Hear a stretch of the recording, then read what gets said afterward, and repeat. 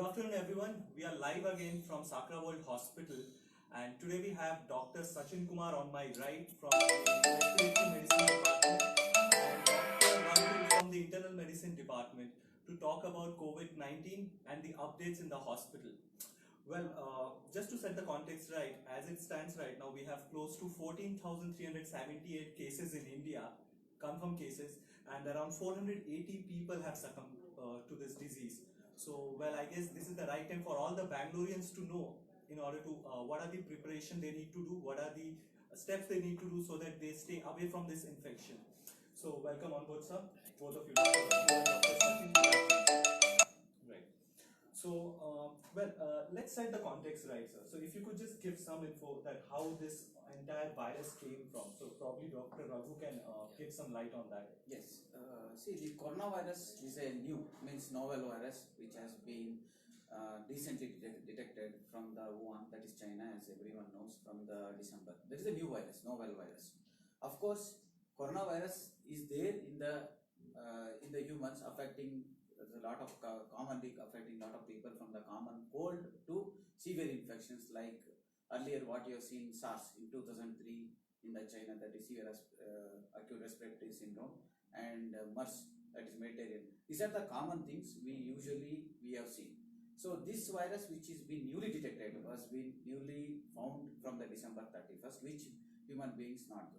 This coronavirus is there mainly in the animals like bats and everything, which is circulating. Sometimes it spill over, means it will come to the humans due to the contact with the animals or the wet markets. Very commonly we see like that.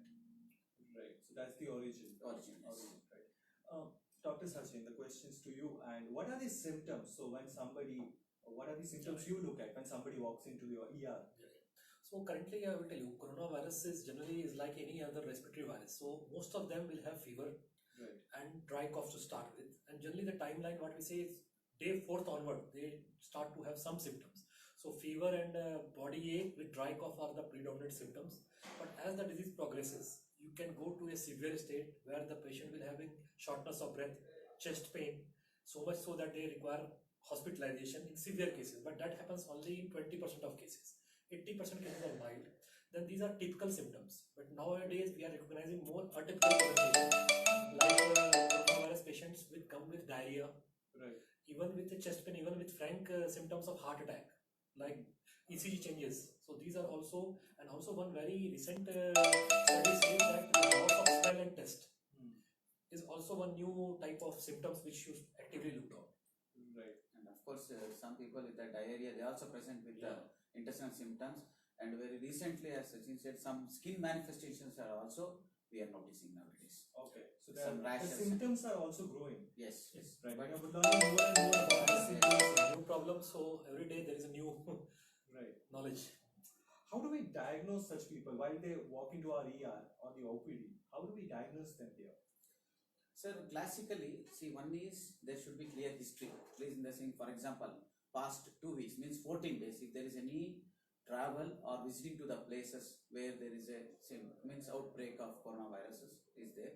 Second one is whenever this virus is outbreak in a locality or region or in your country, usually the common symptoms, as Dr. Sachin mentioned, it should be the very mild symptoms or maybe symptoms. That is the reason we take it as a period of like 14 days. 41, it may range up to 21 days also nowadays we are telling like that, but commonly we take it as a 14 days.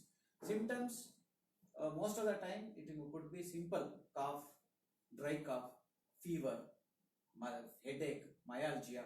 As another 20% of the people may develop this respiratory problem also. Whenever you get this type of symptoms, then you should isolate yourself first. And if there is any symptoms which is developing like breathlessness or any respiratory difficulty or severe high-grade fever, contact the local doctor or your doctor or local authority to test them. First, the isolation and everything. So second one is then of course then the blood test. Swab test, nasal swab test, pharyngeal test will do. Sometimes we may do the blood test also. But only what is that severity, this the new coronavirus, that is COVID-19, which has been named as, usually will 1 in 6 people will go into severity. Means they become, most of the another 5 people may be asymptomatic or recover themselves without any Okay, so without getting getting hospitalized. hospitalized or without any treatment, as there is no treatment, as you know. So it is only symptomatic based treatment. And I will add to that what we are doing in Sakra, any patient we have a separate fever clinic sort of thing. So any patient with these symptoms are screened at the entrance, and there is a dedicated team which are in a porta cabin isolation which we are maintaining. So all patients with these symptoms are directly referred over there. And there are the facilities to test them there or to refer them to a designated center, so that there should not be a mix of cases. So as Dr. Raghu told you, you can do a nasal swab test, and that test confirms whether you have COVID or not. Okay. And increasingly we are seeing that asymptomatic population.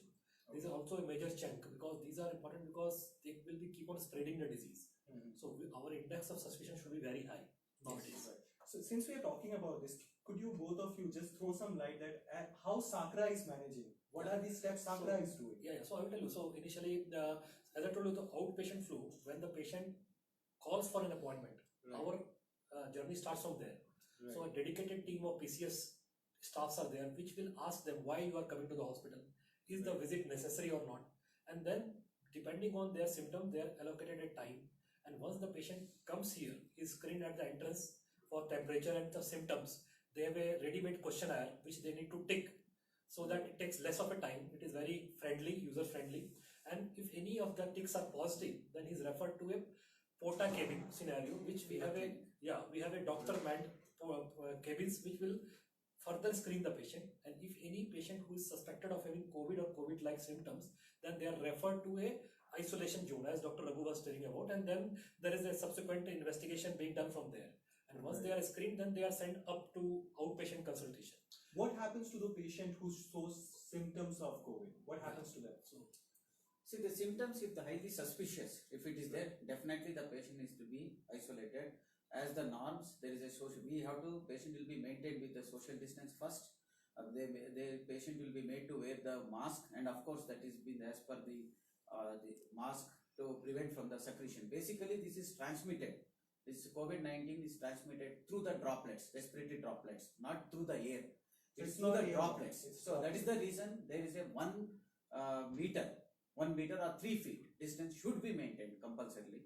So that in our hospital we will maintain in our isolation, and our trained nurses, doctors, as well as this all the healthcare providers, they will take care, they will isolate them, and they will be taken as a nasal swab, and necessary precautions will be taken till the test is confirmed.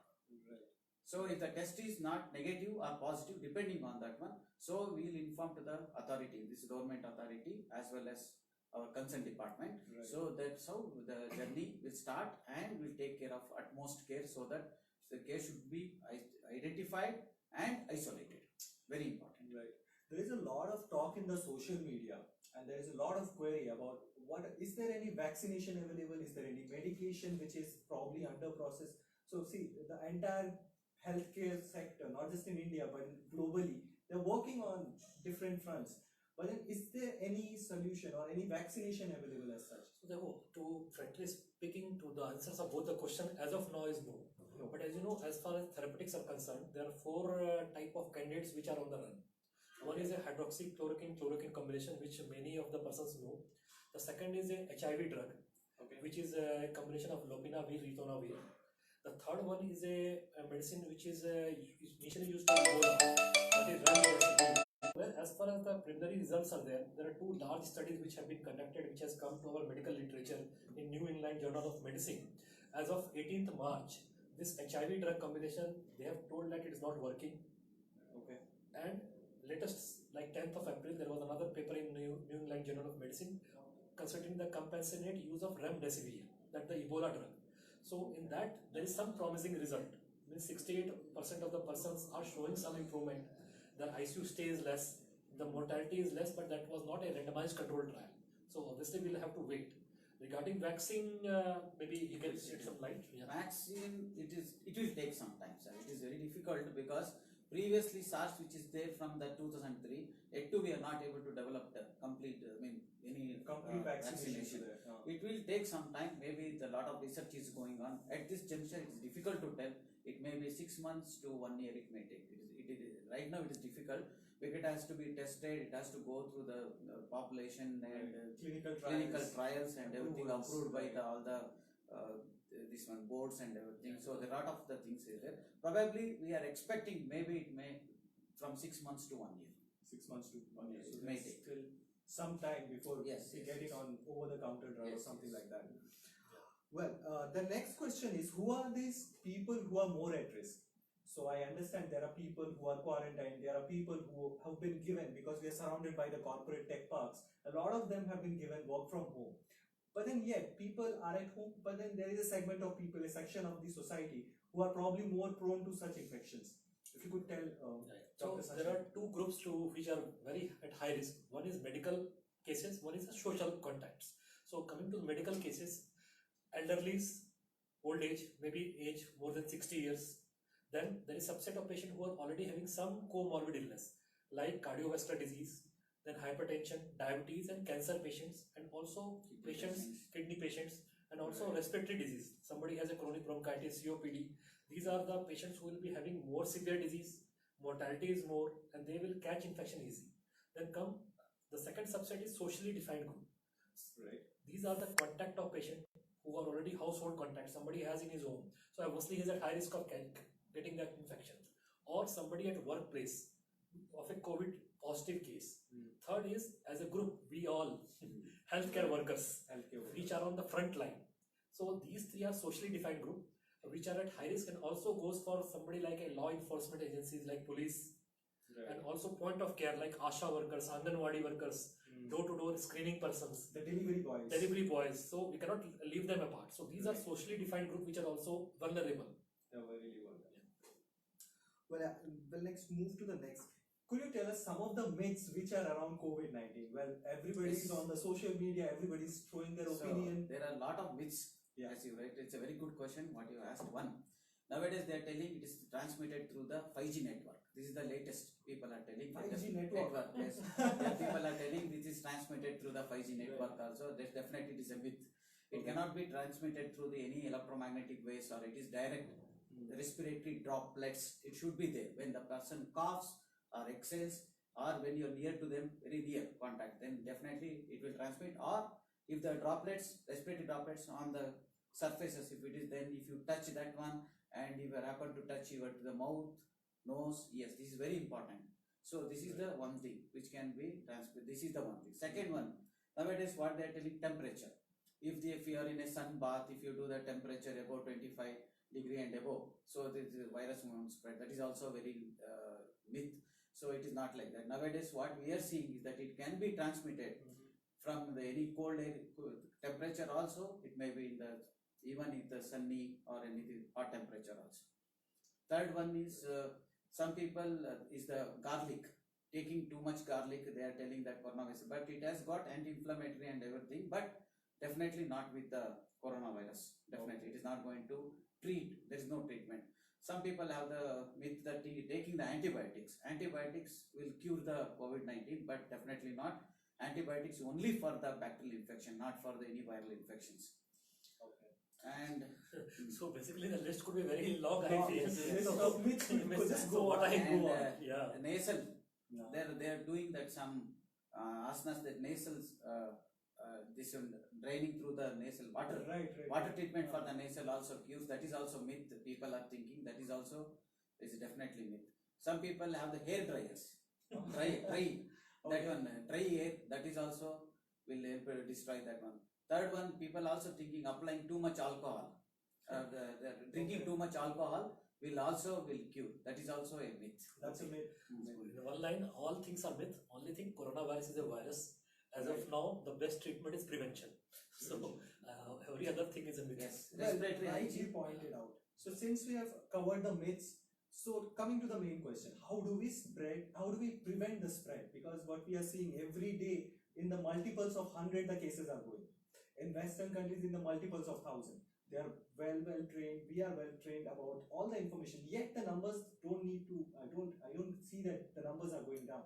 We have been into the lockdown for 3 weeks now, yet the numbers are growing. So what do we need to do to prevent the spread? So I will tell you. So initially, now how to think of the problem would be at individual level, at a society level, at a medical level, and at a country level, basically. So at the individual level, as Dr. Raghu has pointed out, social distancing, hand washing, and avoiding unnecessary visit out of the house. As of now, we should respect Government of India decision, and they should be home based work to be done. If only essentials, they should step out. This is as an individual level. As a society level, again, lockdown we should be religiously following. If anything has to be followed right now, is the lockdown to be followed for Right. all the person. And on a larger society like medical level, obviously we have to fight for a vaccine, because I think that until we have a vaccine, this is going to be there few months, few years. So the vaccine development on a medical front and effective treatment, and once you isolate the patient, index of suspicion from a medical side, isolating them, giving them proper care, and keeping them isolated till they recover. This is at the medical front. And at the larger community and country level, like banning of international flight, which I think we are better off. Government of India has taken very much proactive steps, and we are maybe we'll see the result in subsequent weeks with the extension of lockdown. Right. Very important, as Dr. Sachin mentioned, three important, sir. One is social distancing, means that is you should be away at least 1 meter. Second, respiratory hygiene. Third one is hand hygiene. So Right. these are very important at the present till we get any new drug or vaccination. So these are the three very important things which have to be practiced. Right. So first one is that keeping aware those who are sick, they should be self-isolated themselves, even mild important, or if they are developing any symptoms like respiratory, immediately they have to contact the healthcare or the designated authorities, then get the check done by them whether they are, if the clear history of travel is there, then they have to be isolated, They have to be isolated for minimum of 14 days. So depending on that one, and then respiratory hygiene, very important. So whenever you're having a sneezing, coughing, using the either tissue or handkerchief or the elbow, folded elbow, sneezing, Right. covering both nose and mouth both, and avoid touching and things. That's the reason the lockdown or staying in the home. So touching the surfaces, whenever you use that or anything, touching substances or using going or any outside, then washing the hand with soap and water for 20 seconds, very important, or alcohol based hand rub, that should be content should be 60% minimum alcohol.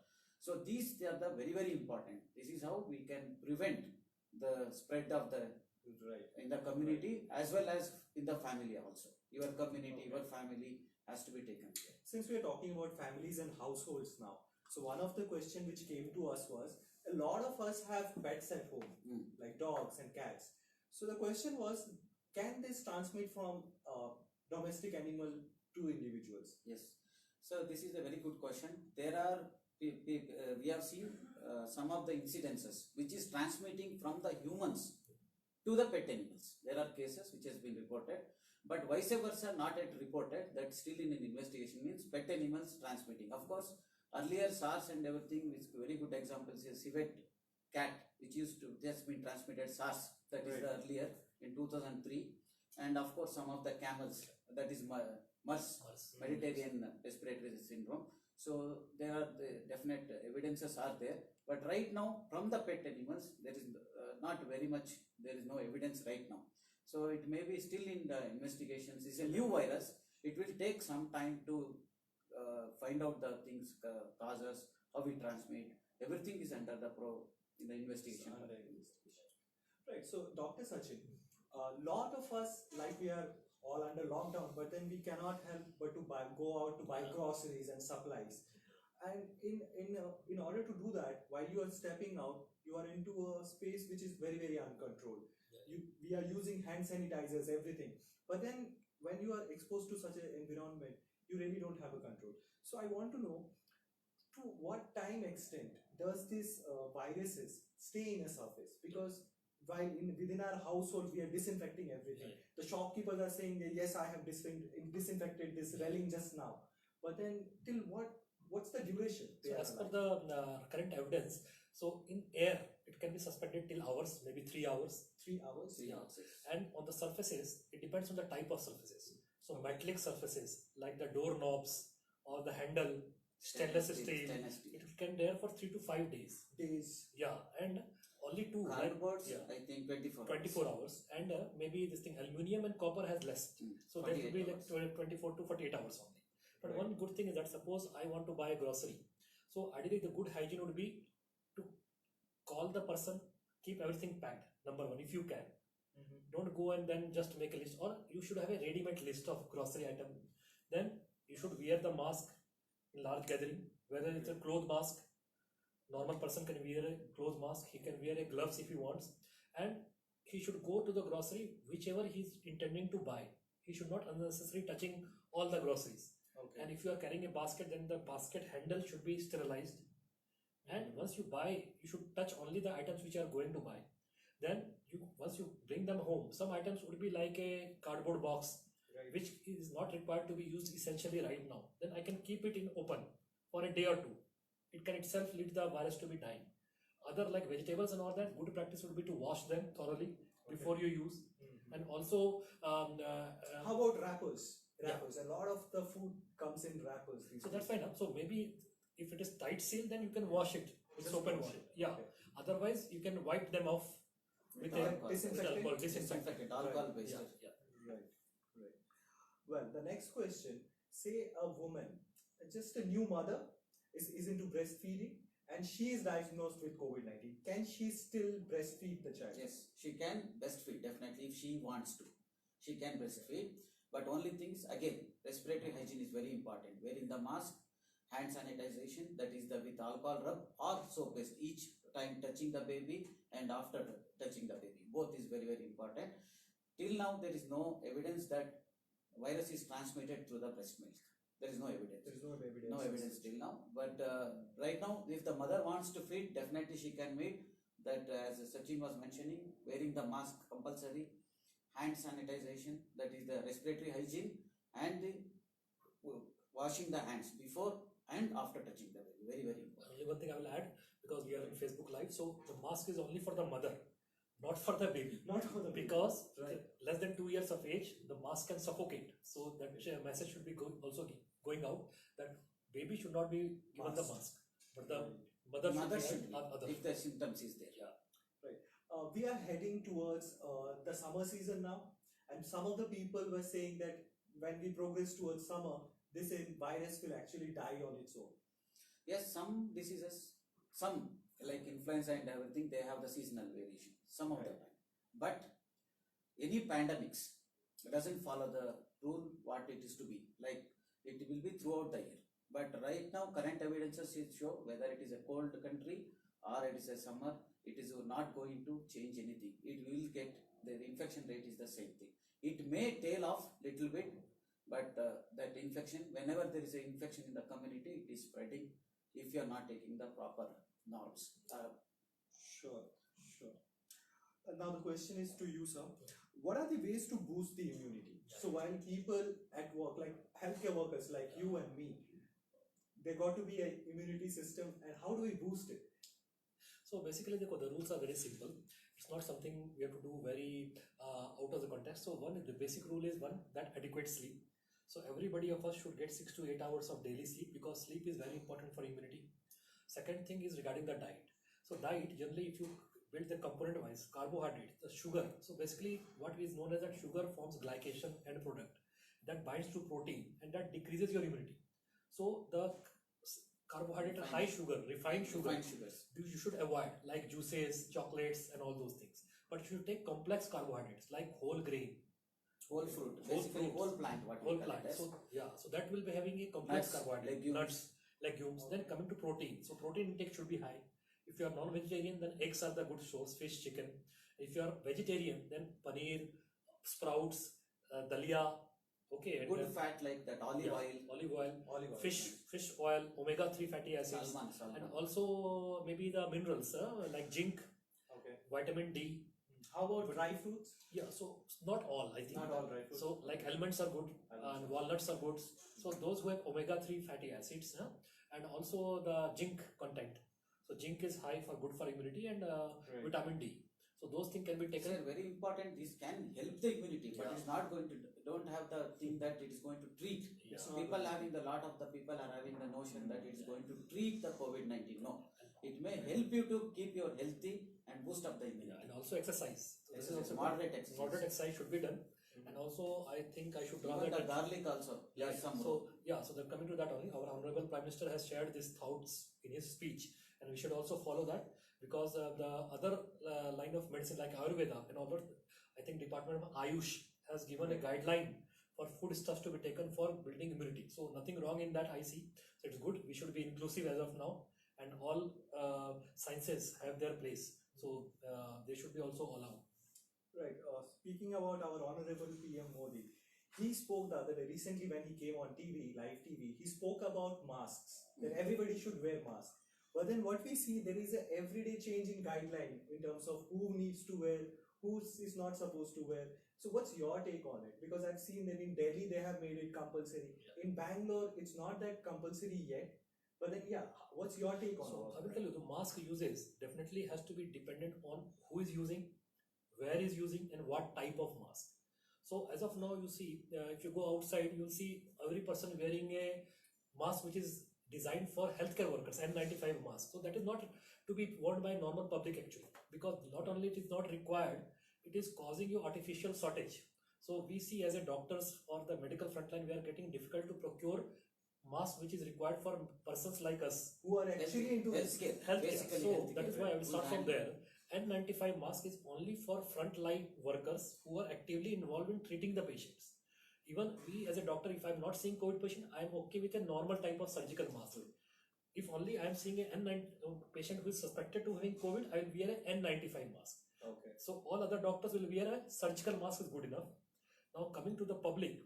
So to public there are two ways. One is a cloth mask, which is good enough what I feel. Somebody who is going out to buy groceries, Groceries, yes. or he's going out for any other purpose. A cloth mask which is easy to make, is easy to Reusable wash, also. Wash reusable, and reusable. and he can make in home. So it is good enough. Right. Since we spoke about wash, what should be the frequency of washing? Say I go out pretty much every day to buy grocery or buy some supplies.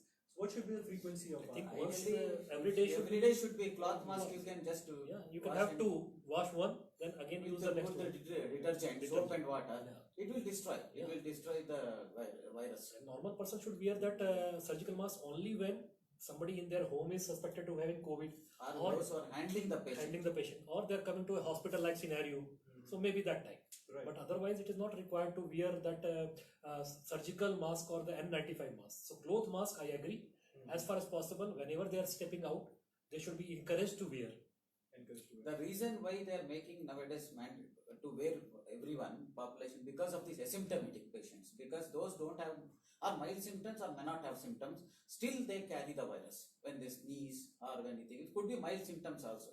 So that is the things. But basic thing is avoid going out of, stay in the home. That is the basic thing.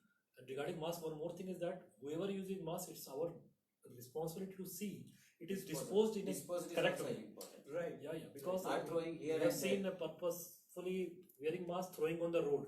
So the purpose is lost. Purpose is lost, and plus it should not be having a pseudo confidence that at the not the cost of washing your hand. So everything is important. Most important is social distancing and washing your hand.